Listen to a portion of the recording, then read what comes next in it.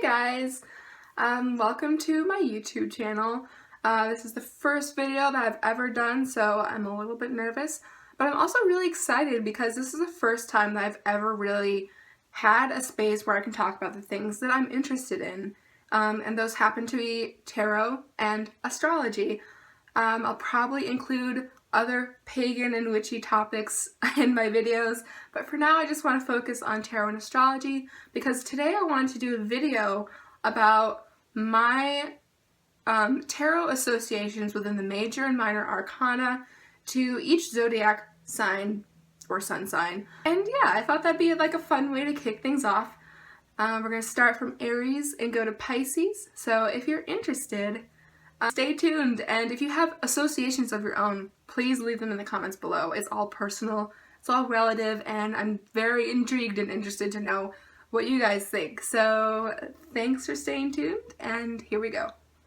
For Aries, the first card that I associated with it is the Ace of Wands. So you can see that. By the way, I'm using the Rider-Waite deck, but it is the new Rider-Waite deck, and I'm not a fan of the illustrations. If you can, I don't know, it looks kind of cheap. I don't really know how to explain it, but I'm not a fan. But anyway, the first card that I chose for Aries was the Ace of Wands, specifically because the ace of any suit is representative of purity and beginnings, and there's really no sign that is more beginning and pure than Aries, because they're the first sign of the zodiac. They're the babies. They're that pure energy, childlike. I don't really care what anyone else thinks. I'm going to do whatever I want to do. I'm going to go after whatever I want to go after. I have that spirit in me. I am a powerhouse. My energy is limitless. My desires are limitless. And I don't really care what anyone else thinks. And so the Ace of Wands is totally representative of that. It's highly action-oriented, which Aries, very action-oriented, very spirited, very childlike. And the Ace of Wands knows no boundaries, and the Ace of Wands is not going to let someone tell it no, and Aries is not going to let someone tell it no. So I thought that was a very fitting card. The second card that I chose, kind of going along with that, I don't really care what anyone else thinks energy, is the Chariot. So the Chariot being kind of a bit more of a domineering energy. I'm going to take control, take the reins. I'm gonna take the energy of the Ace of Wands, the spirit, the kind of childlike, free-flowing energy, and I'm gonna direct that into a passion project, or I'm gonna direct that into work ethic or drive. And if anyone in the zodiac is gonna get what they want through drive and spirit and ambition and that fire energy, it is Aries. So the Chariot and the Ace of Wands, I think, are very fitting. And for Taurus, the first card that I chose was the Queen of Pentacles. And the reason I chose the Queen of Pentacles, I mean, it's kind of like a no-brainer, I think. The Queen of Pentacles is the mother of the house. She's the mother of all things domestic, and she is good at domestic housekeeping, nurturing, making things around her beautiful, incorporating a lot of those Venus-like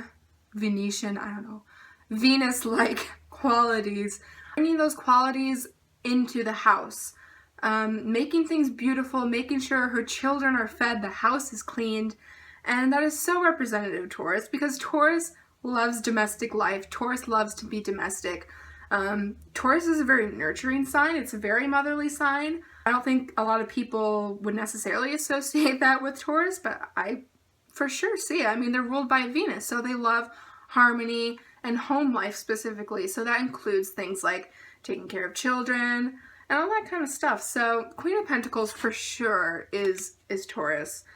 The second card that I chose was Strength, because I think that, you know, Taurus being a fixed sign, a fixed earth sign, is probably endable, one of the toughest signs. I mean, really, you do not want to pick a fight with the Taurus. You do not want to challenge Taurus. They just are steadfast. They are strong. They know what they want in life. They are not about pretenses. They don't have any walls up. They are who they are and they are what they are. They're extremely down to earth. Again, with the Queen of Pentacles, you know, that's a very down to earth card as well. But strength, Taurus has strength in just about everything they do. They have strength in their convictions. They have strength in their opinions and their actions. They are very physical. For Gemini, being the third sign of the zodiac, the first card that I picked isn't even in the suit of swords, which is air, which is Gemini's element. I actually chose the Three of Cups, which is a very relational card, all about celebration and friendship and, you know, keeping close, you know, the people in your life that bring you happiness. And in times of turbulence and in times of stress and uncertainty, making sure that those people are there and that you surround yourself with people who are uplifting you and who are creating positivity in your life. And that is what Gemini is all about. I mean, it's hard to think of another sign. I mean, I can think of a sign or two maybe that's like them in that regard, in the way that they really value their friendships almost above anything else. I mean, they're highly intelligent and, you know, highly creative and all that, but their friendships come first and their relationships come first before, you know, like I said, almost anything else. So the Three of Cups is very indicative of that energy of jubilance and celebration and bringing a community together or a group of people together, and having, you know, intimate celebrations of friendship and positive energy and positive relationships between people. So it's totally what Gemini is all about. And then the second card that I picked was quite obviously, I mean, I think, again, this is kind of another obvious one, but the Page of Swords. Page of Swords is so Gemini. I mean, if you think of the pages of any suit, they're, you know, it is indicative of a young energy. And the Page of Swords being a young air energy, someone who is curious, who is, you know, very talkative and wants to learn about the world verbally and expresses, learns verbally and is highly in tune with that childlike intelligence and creativity where there's no boundaries. So Gemini, you know, no matter how old a Gemini is always kind of young at heart. And a Gemini is always curious about the world, and a Gemini always learns through some sort of Mercury way, whether it's writing or speaking. So with the Page of Swords, you might, you know, also include things like being talented at learning languages, being good at debate, being, you know, really good at communicating your feelings and your opinions about the world without being too stuffy and, you know, just keeping it real with people. And that's, I think, what the Page of Swords is kind of all about. And I think that that's what Gemini is also all about. So the first card that I chose, Cancer, was the Empress. Very feminine sign. Motherly, kind of like the Queen of Pentacles. Empress is kind of like the ultimate feminine archetype in the major arcana. She's the mother. She is all things beautiful and womanly. And I think that Cancer, being the archetype of the mother in the zodiac, you know, is also, you know, carries that energy with her, or him, of nurturing and beauty and compassion and warm-heartedness and tender-heartedness towards other people. And that is definitely indicative of the Empress as well. That's definitely her thing. Being nurturing and caring and open-hearted towards her people. And, you know, her husband might do all of the disciplining and do all the dirty work, but the Empress is there to make people feel better, to comfort people and to be, you know, that shoulder that you lean on when you're not feeling very well. And a Cancer is always going to be there for all of those things too. And then kind of going along with the whole sensitivity and open, warm-heartedness, I also chose the Queen of Cups. Now, the Queen of Cups is one of the most emotionally vulnerable and emotionally liberated signs, or not signs, cards, in the tarot deck. Maybe second to only the High Priestess. She's very in touch with the subconscious, emotional realm, the dream world. And I think that that's something that Cancer can very much relate to. They're very emotionally sensitive, very intuitive, you know, knowledgeable about the emotions of others and can pick up on vibes really quickly. And again, is there to nurture and to make people feel better. So that is, you know, what the Queen of Cups is also very capable of, that emotional intelligence. For Leo, I mean, Leo's ruled by the sun. What other card can we really pick? I mean, really, other than the sun. Major Arcana. I mean, the implications in tarot are virtually the same astrologically. I mean, when you think of the sun, think enlightenment, you know, there's light, positivity, radiant, you know, the aura of a Leo and the aura of the sun is radiant. You don't walk into a room and not spot, like, when you know a Leo's in the room, like, you know they're in the room because their energy is just so contagious and, you know, like the other signs, kind of childlike in a sense. So the sun, think joy, think, you know, simple joys, simple, you know, a simple way of being, a natural way of being in the world. These people are natural born leaders. And bring that air of positivity wherever they go. So, you know, a similar card, I guess, going along with the whole leadership thing, would be the King of Wands.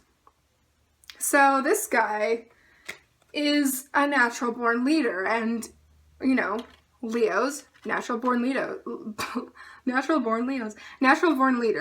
I think of President Obama, he's a Leo. I think Bill Clinton was a Leo too. So a lot of charismatic presidents that, you know, we have throughout our history. Jennifer Lawrence is a Leo, like these people who just like command attention and seem to take it in stride quite perfectly. Very charming. And the King of Wands is, though he is stern, you know, he is an extremely exceptional leader and he is very good at what he does and he's very driven. There's a bit of an air of stubbornness. And Leo is a fixed sign, so stubbornness, you know, just comes with the territory. But yeah, that combination of warmth and leadership is extremely special to Leos. And so the Sun and the King of Wands, I think, are very, you know, very good tarot cards to describe what a Leo energy is like. And on to the 6th house. The boring house, right? 6th house, Virgo, daily routine, organization, all that stuff that's like kind of super important, you know, in, you know, being a human.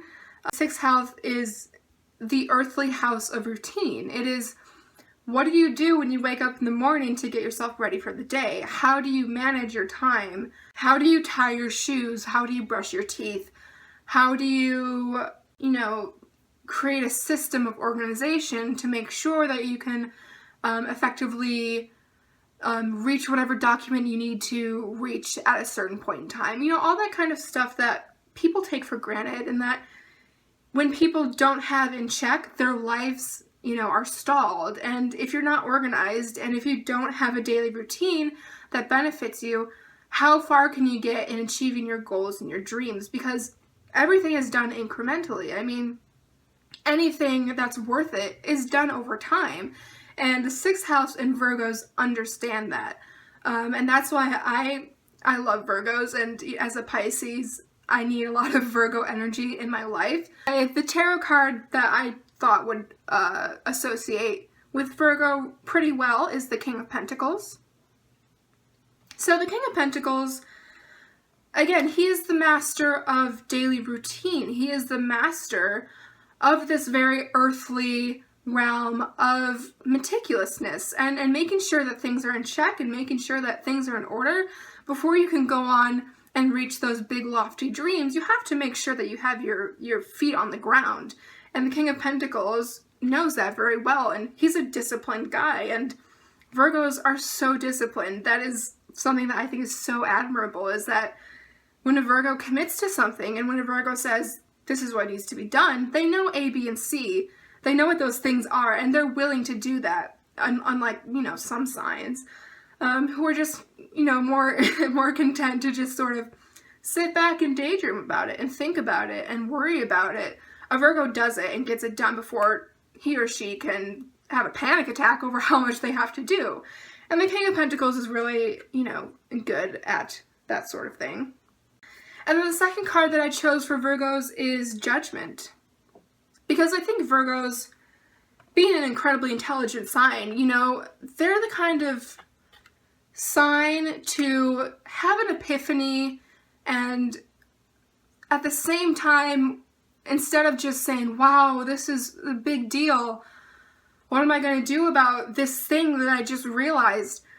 They are actually make a discernment and make decisions based on the things that they learn. They are very good at discerning, they are very good at making choices, and they are very good at calling a spade a spade. I mean, there are some signs and some planets that, are more about the gray area and more about, well, what does this mean, big picture? Is it really this? Is it really this? And Virgos know that sometimes it is necessary to call a spade a spade. It is necessary to discern and to not just have epiphanies and to not just, be inspired by truth and just, have that kept as a feeling and keep it inside, but be able to externalize it and say, this is what's happening and this is what I'm going to do about it, and I'm going to do X, Y, and Z. And I know because I'm a Virgo and I'm really good at this stuff. So, King of Pentacles, Judgment, I think are very, very good cards for Virgo. Now moving on to the 7th house, moving on to Libras, the house of other. I chose for my first card, Temperance. Because I think that Libras, more than any other sign, understand the need for balance. And yes, the scales, are, it's kind of a dead giveaway. Balance is an important thing. But what I mean more is not just, making sure that this person over here has just as much as this person over here, but also kind of continuing on the same theme as Virgo, making sure that you are balanced in your energies and that you are balanced in your spheres of work and health and family life, and that you are balanced, you have balanced tasks between you and your partner, that you have balanced communication between you and your child. And Libras are really good and kind of intuitive about, whether or not something is a bit off kilter in that sense internally for them. And that's something that we can all learn from. I mean, the key to wellness, the key to health, the key to happiness is making sure that everything is tempered just the right way. So Temperance is an extremely, extremely important card, and I think is, very, very symbolic of what Libra is about. Continuing on in the literal sense of the scales and balance, we have Justice, who is holding a scale right here. So there we have it, Libra, right in the card.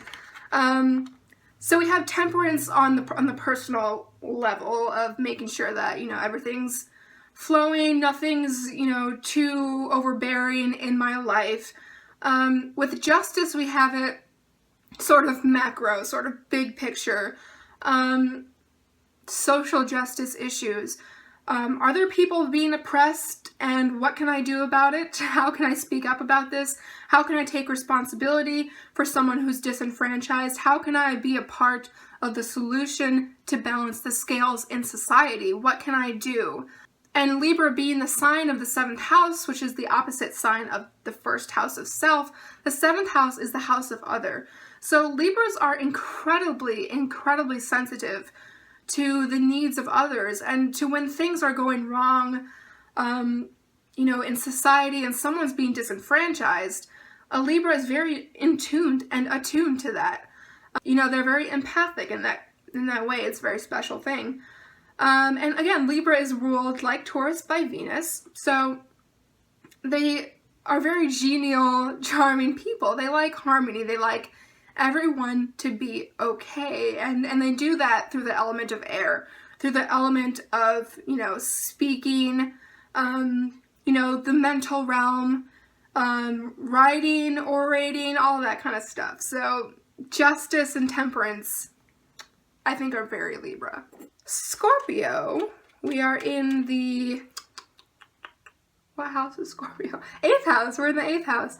So this is the house of death, sex, transformation, basically anything that leads unto. So it is change and transformation and processes like that. So for the first card I picked, obviously the Death card, because the Scorpio 8th house energy and Scorpio people really understand that in order for anything to come into fruition and for you to plant a seed of any kind in your life, of any kind of intention, you have to release and you have to let go. And in order to do that, you have to embrace death as a process. And that's not really anything dark. That's not really anything like creepy or weird. It's just a fact of life. In order to bring anything into fruition, in order to embark upon any journey, you have to be willing to let some things go. So Scorpio is the house of death. It is the house of sex, and it is the house of birth. So in that way, death speaks to those processes on all levels, because without death, you don't have birth. Without death, you don't have those new seedlings and those new beginnings. And so Scorpio is very impervious to that as a fact, because that's the 8th house. That's, that's their thing. That's what they understand. And so the second card I picked was the King of Cups. The reason I picked the King of Cups is because he's a masculine figure in the Cups suit. So this kind of indicates the suit of Cups being a very feminine, emotional suit. The King of Cups indicates that there is a mastery of emotions. There is there's a wall that you can put up to make sure that, when you're interacting with people in your day-to-day life, that, you're not going overboard, or you're not being, too much of anything emotionally, that you adjust your emotions appropriately to whatever context or situation that you're in. And the King of Cups understands that, and I think that's part of what intimidates people about Scorpios. I mean, people are very attracted to them because they're obviously very mysterious. Obviously, a lot of intense energy going on with a Scorpio, just like there is with the King of Cups.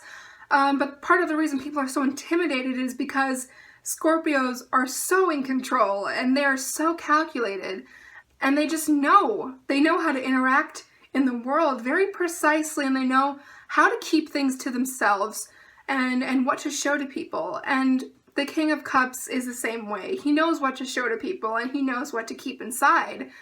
And, when the King of Cups decides to open up to you, and when a Scorpio decides to open up to you, you know that is special, and you know that, it's a special occasion, it's a rare occasion. There's a lot of intensity underneath that cool, controlled surface, but a Scorpio really knows how to control themselves and how to keep their emotions in check. So moving on to the 9th house, we're moving on to Sagittarius. And what does the 9th house entail? What is the theme? Well, it is traveling, it is higher education, it is culture, it is the world. So, I mean, what other card are we going to pick? We're going to pick the world. And Sag is, I think, being the opposite of Gemini. Geminis like to learn and are in tune with their immediate environment. They're in tune with the colors that the light is making on the wall. They're in tune with what the person is saying at the table next to them at the restaurant. They're very sensitive to the stimuli in their immediate environment. Sagittarius is being the opposite of that. They are more in tune with information that comes from higher, big picture stuff. So they are more inclined to pick up on cultural, spiritual knowledge, maybe even esoteric knowledge. They're more inclined to pick up on, social attitudes and what people are doing, in different spheres away from them. And they are more interested in, environments that they're not used to, and they're more interested in learning outside the box. So Gemini is I want to learn about what's around me. Sagittarius wants to learn about what's away from them. and they are really talented and skilled at, you know, being an ambassador for that kind of process. You know, they're very good and they're very, very diplomatic in that sense. So yeah, the World is a very good card for Sagittariuses. The next card I picked for Sagittariuses was the Knight of Wands. Now, the Knight of Wands does not give a single fuck. I mean, he doesn't. He doesn't care. He is like, that transitive nature of the Knight combined with the suit of Wands, you get a very, you know, no holds barred energy, and that kind of fire energy is just full of inspiration, creativity, ambition. I think ambition is a key word with Sagittarius and with the Knight of Wands. Super ambitious people, totally willing to, you know, go on crazy journeys and to traverse, you know, whatever kind of terrain is necessary for them to learn the kind of things that they want to learn, because they're all about higher education, they're all about travel. And so the Knight of Wands is super Sagittarius in that sense. Here in the 10th house, we are in the house of Capricorn. And if the opposite of Capricorn is Cancer, and Cancer is the mother, we gave Cancer the Empress, so we're going to give Capricorn the father figure, the Emperor, obviously. And the Emperor is there for business. He is there to do work. The Empress is there to kind of maintain appearances, but also to be that warm face, that genial, maternal energy for people, you know, to fall in love with. The Emperor is there to do business and to get things done and to conquer foreign territory. And, you know, he is an action-oriented guy, but he's not really there to, you know, kiss babies or, you know, say kind things to every single person who says hello to him on his way to do whatever it is that he needs to do. He needs to get things done. So Capricorns, I think, are kind of, I think Capricorns have a bad rep. I think that a lot of Capricorns are pretty sweet, but their business and their work is first and foremost. I mean, they are, again, they are this earthly realm. They are this action-oriented, what can I do in the present? What can I do in my environment to, you know, make my life better, and I'll do whatever it is. I'll do whatever it takes. And the Emperor is definitely the master of that. He is stern, he is focused, and his will is his way. And I think Capricorns understand that to a T. The second card that I chose for Capricorn, I went ahead with the Knight of Pentacles. And the reason I think that this is so Capricorn is that with the Knights, there is that, again, energy of transience and ambition. So you combine that with the suit of Pentacles, you get somebody who, though they may not be the most inspiring person in a room of Knights compared to the other suits, be the most charming, they might not be the most, you know, flirtatious or, you know, talkative or whatever. Whatever they could do, they're going to succeed in, because they understand responsibility, and they have the understanding of drive. They understand how to work with that energy of ambition. They're not just one to go plowing through something and just expect it to be perfect. The Knight of Pentacles is way more meticulous than that, and he is way more detail-oriented. And Capricorns are so good at being meticulous, but like almost as an art form. And I have never met in my entire life a single Capricorn who isn't achieving something excellent and who hasn't, you know, exceeded the expectations of the people in their lives. They're just, you know, masters of being detail-oriented and getting stuff done. Again, that earthly realm, kind of like Virgo, kind of like Taurus, they're very good at business, they're very good at work. Whatever it is that they set their sights to, much like the Knight of Pentacles, they're going to get it done. So with Aquarius and with the 11th house, the first card that I picked to represent Aquarian energy is the Ace of Swords. Now, the 11th house is all about networking, It's all about invention and technology and originality, unorthodoxy. And so I think all of those things are kind of embodied by the energy of the Ace of Swords. So the Ace of Swords, being an ace means purity, newness, originality. You know, in any suit, it's kind of indicative of newness. And so in regards to the suit of swords, you have thought. So new thought, pure thought, I think can be manifested as originality and inventiveness. All of those things which Aquarians are known for. They're known for the way that they look at the world being very different. And, you know, in that sense, they are some of the most brilliant minds that we have. Generally, they're interested in things like science, maybe physics, quantum physics, and simultaneously, maybe they're interested in esoteric things or things that most people wouldn't think are very studious or scholarly. So they're interested in UFOs, in aliens, in occult-like things. They're probably interested in astrology, you know. Maybe, I mean, some of them aren't going to be, but some of them probably are. So, Ace of Swords, definitely very Aquarian. Second card that I picked for Aquarius, I think I'm very particular about why I chose it, which is the Hermit. And the reason I chose the Hermit, it's not because Aquarians are hermits. They're an air sign and they're social just like Geminis and Libras. But I think that with the Hermit, what I think of when I look at the Hermit is seeking out truth at the expense of acceptance. So it's kind of like this inner call to seek truth regardless of what other people are telling you and regardless of what you're being inundated with. The Hermit is interested. He has a torch. He's lighting the way to find some new path, whether it's for him or whether it's for someone, you know, that he's close to, whether it's for his community. We don't know who the Hermit is seeking truth for, but all we know is that he's seeking it at all costs and at the cost of isolation.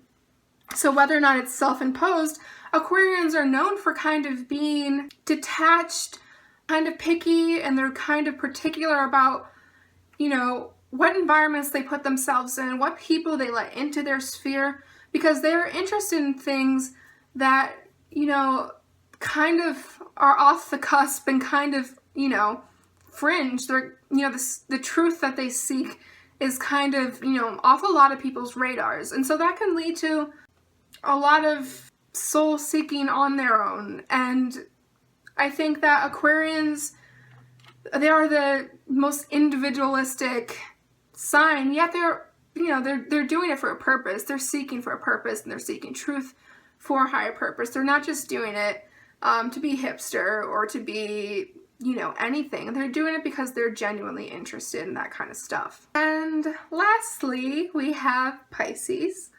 So for the first card that I picked for Pisces, I picked the Page of Cups.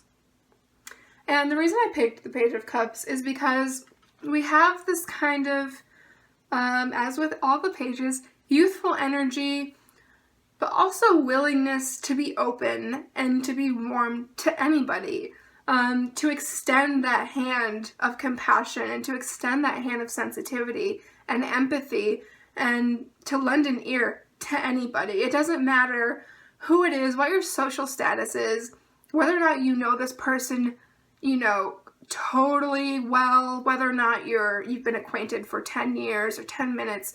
The Page of Cups is opening that heart chakra to just about everyone.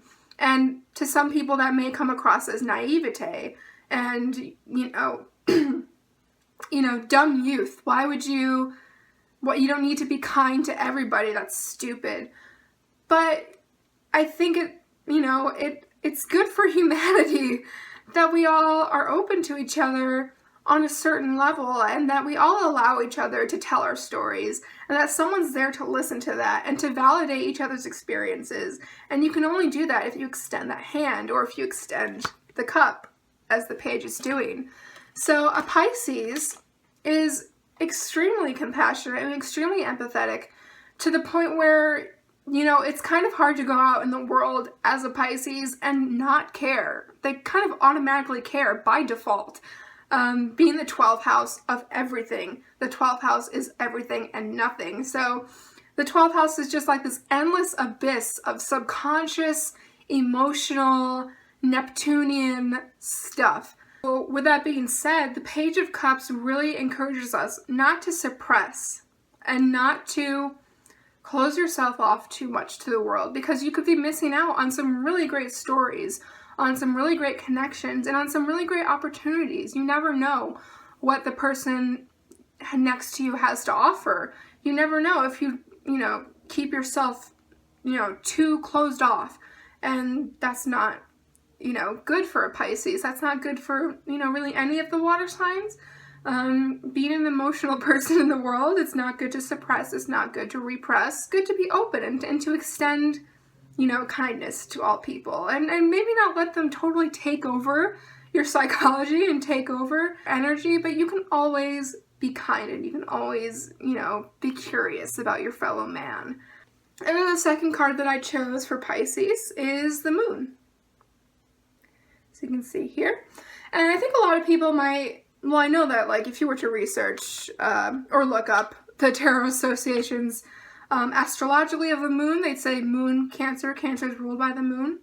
But with my understanding of the Tarot meaning, or, there's no set fixed meaning, but when I think of the Moon, I think with a lot of people who read Tarot, what we're looking at and what we get from that card is the subconscious realm of darkness that is illuminated by something otherworldly. The fact that you can only see so much in the moonlight, you can only see so much in the subconscious, is lit by this tiny, bulb of consciousness, of conscious light. You can only shine, so much of it on the subconscious at a time.